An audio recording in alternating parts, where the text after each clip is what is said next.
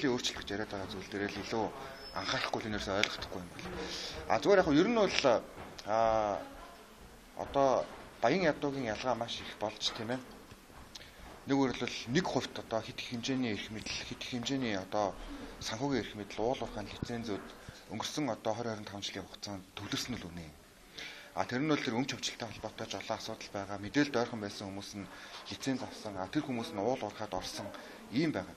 Энэ дээр бол зарчмын хувьд бол би санал нэг байна. Гэхдээ энийг илэрхийлж байгаа арга барил нь бол засгийн газрын сайд дээр хориг тавих байдлаар илэрнэ гэдэг л буруу.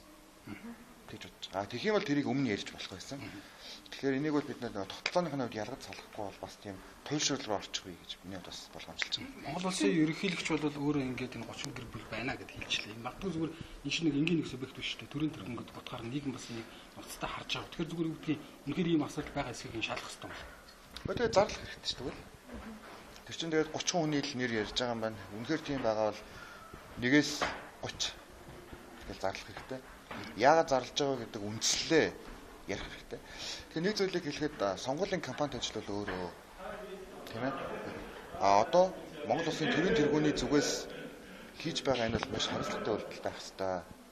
Тэгэхээр энийг хуулийн хүрээнд үнэхээр тийм байгаа бол зарлах хэрэгтэй. Тэр офшортой холбоотой бас тэр нэг зарим газруудыг одоо тэр офшорын бүст оруулаагүй гэдэг тийм зүйл байна. Тэрийг бол би дэмжиж байгаа. Ягаад гэвэл ягаад Сингапур, Хонконг гэдэг ийм улсууд байж болох вэ? Энэ бол өөрөө илүү тийм одоо объектив гэж ярьдагтай бодит зүйл.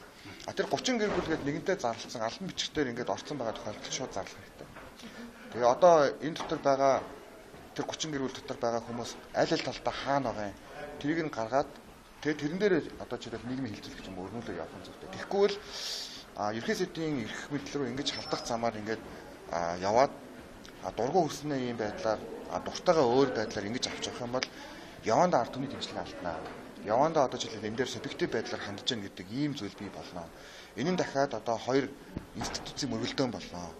Энэ нь дахиад одоо жишээл үндсэн хууль дээр очиж гацаад дахиад өчтгөрийн төрөв. 2018 оны төсвийн тодорхойлолтын төсвүүдээр бас гол анхаарах зүйл нь багш. Чинхний цалин нэг асуудал асуугаа гэж байна. Бүгдийн мөнгөийг бас 80% яг энэ дээр юу юм та бүхэн маань маш сайн ойлгоорой. Олон улсын валютын сангийн хөтөлбөрт орох уугүй юу гэдэг энэ асуудал ярьжсэн. Орох нь давуу талтай, орохгүй байх нь ч бас давуу талтай. Ийм л шийдвэр байсан. Гэхдээ энийг ерөөдөө Монгол улсын засгийн газар одоо Эрдэнэтийн засгийн газар шийдвэр гаргаад орсон. За би ч орохыг дэмжижсэн. Ягаад гэвэл төсвийн сахилга бат өөрөө сайжрах хэрэгтэй гэдэг ийм үндслэл тавьдаг. Олон улсын валютын санд орсны дараа төсвийн сахилга бат нь сайжирсан гэж үзээд бусад улс орнууд хөнгөлөлтөй зээл олддог. Ийм л нөхцөл шүү дээ. Ер нь энэ олон улсын валютын санд тэр дундаа өргөтгсөн хөтөлбөр гэдэг энэ хөтөлбөрийн маань онцлог нь тэр. Энэ хөтөлбөр дээр цалин гэдэг томьёолоор 18 он дуустал нэмж болохгүй. Тэтгэврт хэмжээг нэмж болохгүй гэдэг зүйлд манай Монгол Улсын засгийн газар өөрөө хилцэлд ороод гаргаж зарсан байхгүй.